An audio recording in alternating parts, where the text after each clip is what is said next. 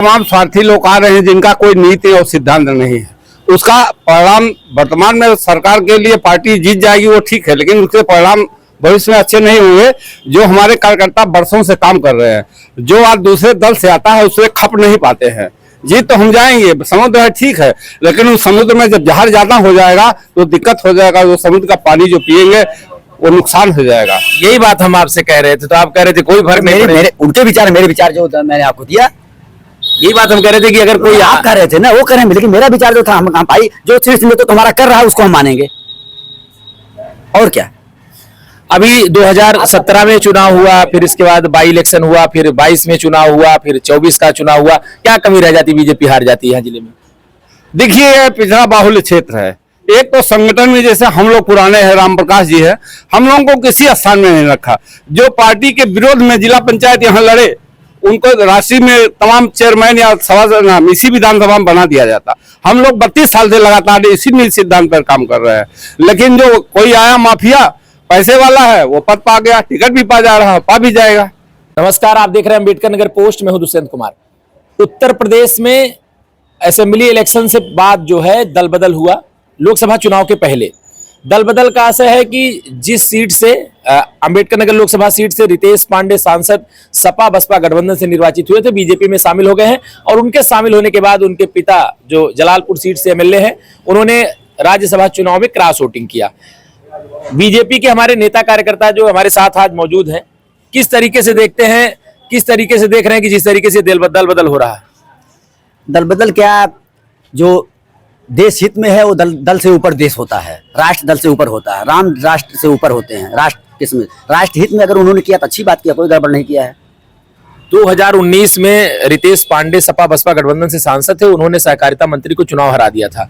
एक कुछ वो नहीं लग रहा है कि गंवाई भाषा में कह लीजिए अटपट लग रहा है कि उनको बैठाने एडजस्ट करने में एडजस्ट हो जाएंगे?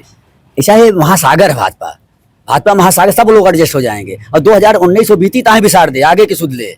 हमारा जो वर्तमान हमको जो आएगा उसका हम स्वागत कर रहे हैं। क्या किया क्या नहीं किया उस नहीं, हमारा वर्तमान हम देख रहे हैं, और वर्तमान से भविष्य देखा जाता है। भूत में क्या हुआ बात अलग है, लोग गोली चलवाते थे अयोध्या में भूत में, आज सब लोग शरण निमंत्रण का इंतजार कर रहे थे। उससे क्या, जो हुआ सो हुआ। हमारा जो भी आता है उसका हृदय से हम लोग स्वागत करते हैं। मजबूती मिलेगी, कुछ कार्यकर्ता जीत रहे हैं हम, कार्यकर्ता उपेक्षित नहीं महसूस कोई जो कार्यकर्ता उपेक्षित होवे नहीं करता। कार्यकर्ता सदैव वो एक गुड़ खिलाकर पानी पिलाता। कार्यकर्ता हमारा जो दूसरे दल से आते हैं उनका भी स्वागत हम लोग करते हैं। वो तो विपक्ष वाले तामझाम करते हैं, ऐसा कोई बात नहीं हमारे यहाँ है, सबका स्वागत है। अगर इतनी मजबूती तो काहे तोड़फोड़ कर रहे हैं? कहाँ हम लोग तोड़फोड़ करें, जिसकी चाह वो आ रहा है, हम लोग तोड़फोड़ नहीं करते। ये राम दरबार सब खुला रहता, सब लोग आते हैं, कोई वो नहीं रहता हमारे यहाँ। मंडल अध्यक्ष हमारे साथ हैं। ये जिस तरीके से माहौल परिवर्तित हो रहा है, अभी क्रॉस वोटिंग यहाँ के सपा के एमएलए ने किया, तो ये इसकी आवश्यकता क्यों पड़ रही है? क्रॉस वोटिंग कहाँ है? ये तो कहीं ये नियम ही नहीं लिखा है, कोर्ट के अनुसार भी कोई नियम नहीं है। हमारे पक्ष में या जो भी है क्रॉस वोटिंग उसको माना ही नहीं जाता है। एक वोट है, वोट देने का एक अधिकार है, और वोट एक स्वेच्छा का अधिकार होता है, जहां जिसका मन करता है वहां वोट देता है। इसको क्रॉस नहीं कहेंगे, क्रॉस का शब्द दे दिया जा रहा सिर्फ विपक्ष का। क्रॉस वोटिंग नहीं है, आपका मन, वोटर तो स्वतंत्र। आपका वोटर सुभाषपा का वोटर भी क्रॉस किया तो उसको भी लोगों ने क्रॉस कहा? नहीं, कहाँ कहा, हम लोगों ने तो नहीं सुना। अब आप लोग सुने हो तो बताइए, हम लोगों ने तो सुना ही नहीं कुछ। जलालपुर में अभी समाजवादी पार्टी के जो एमएलए हैं अभी पार्टी में ही हैं वो, और 2022 में चुनाव लड़े थे। आप लोग उनके विरोध में प्रचार प्रसार खूब किए होंगे, तो फिर अगर आ जाते हैं तो दिक्कत नहीं होगी? नहीं, हमारी पार्टी की जो विचारधारा है, हम लोग हमेशा जोड़ने वाली ही राजनीति करते हैं, और हम लोग संगठन के नेतृत्व में काम करते हैं। उपरोक्त संगठन हो चाहे हमारा जिला नेतृत्व हो, जो भी संगठन, हम लोग सिर्फ कमल के फूल के लिए ही काम करते हैं। पार्टी जो देती है हम लोग उसी के विषय में काम करते हैं। सिर्फ हम लोग कमल का काम करते हैं, कमल के फूल के लिए ही काम करते हैं। और जो जुड़ता है वो जुड़ रहा है। अभी हमारा प्रत्याशी कौन होगा ये हमारा संगठन तय करेगा। हमारी पार्टी में जो कह रहे रितेश पांडे प्रत्याशी, लोगों का काम है कहना, आप लोग भी कहिए। हम लोग सिर्फ इतना जानते हैं कि हमारा जो नेतृत्व हमको प्रत्याशी देगा, जो भी आएगा हम लोग उसको कमल के फूल पे चुनाव जिताएंगे 100%। अपना जो भी कार्यकर्ता का हमारा एक भाव जो है सिर्फ बीजेपी के लिए है, और हम लोग भाजपा को इस बार यहाँ से जिता के भेजेंगे चाहे जो आएगा। नहीं, 2017 के बाद अभी देख लिया जाए, 17 में चुनाव हुआ विधानसभा, फिर 22 में चुनाव हुआ, बाई इलेक्शन भी हुआ था। यहाँ क्या कमी रह जाती है, भाजपा हार जाती है? कमी कुछ नहीं रह जाती, बस होता है ये वोटर है, जो जनादेश आता है उसको हमें स्वीकार करना रहता है। अब लेकिन परिवर्तन का समय चल रहा है और हम लोग पूरा जोर लगा रहे हैं, अपना संगठन हम लोग मजबूत करते हैं। जो भी पार्टी नेतृत्व ऊपर जो हमारी शीर्ष नेतृत्व है जिसको भेजेगी, लेकिन हम लोग सिर्फ कमल के फूल के लिए काम करते हैं, जो आएगा उसका स्वागत। हमारे साथ बीजेपी के बहुत ही वरिष्ठ नेता विधानसभा का चुनाव लड़ चुके डॉक्टर शिवपूजन वर्मा जी हैं। क्या माहौल देख रहे हैं? देखिए, तमाम स्वार्थी लोग आ रहे हैं जिनका कोई नीति और सिद्धांत नहीं है। उसका परिणाम वर्तमान में सरकार के लिए पार्टी जीत जाएगी वो ठीक है, लेकिन उसके परिणाम भविष्य में अच्छे नहीं होंगे। जो हमारे कार्यकर्ता बरसों से काम कर रहे हैं, जो आज दूसरे दल से आता है उससे खप नहीं पाते हैं।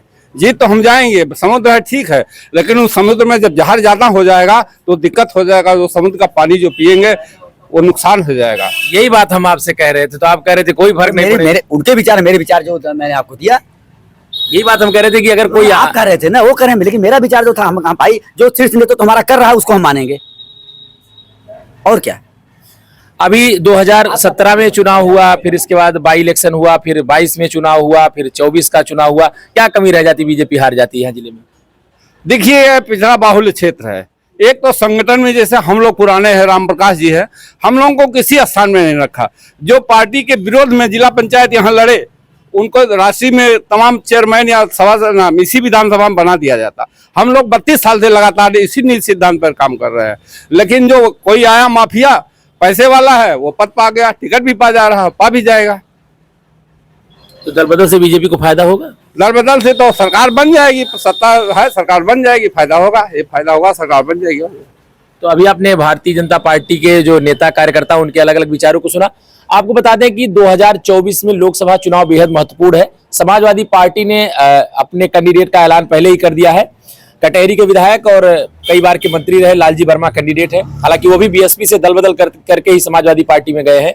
और रितेश पांडे 19 में सपा बसपा गठबंधन के सांसद निर्वाचित हुए और वो भी दल बदल करके अब बीजेपी में चले गए हैं। यानी दो दल बदल करने वाले नेताओं का आपस में मुकाबला होने की संभावना है, चाहे लालजी वर्मा हो चाहे रितेश पांडे हो।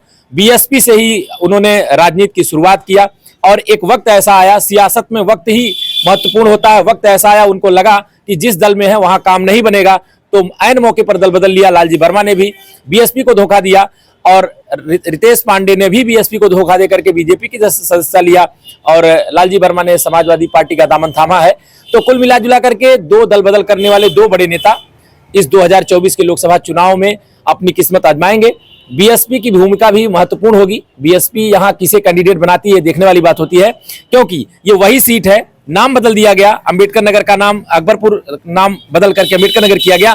यहाँ से बसपा सुप्रीमो मायावती 29 सितंबर 1995 को जिला बनाने के बाद सांसद विधायक इसी सीट से होती रही है और ये एक ऐसा जिला है जहां से बीएसपी के लिए हर चीजें मुफीद मानी जाती रही हैं। लेकिन सियासत में वक्त ने करवट लिया और बीएसपी की हालत यह है कि इस जिले में विधायक तो छोड़िए, जिला पंचायत सदस्य भी गिनती के रह गए हैं।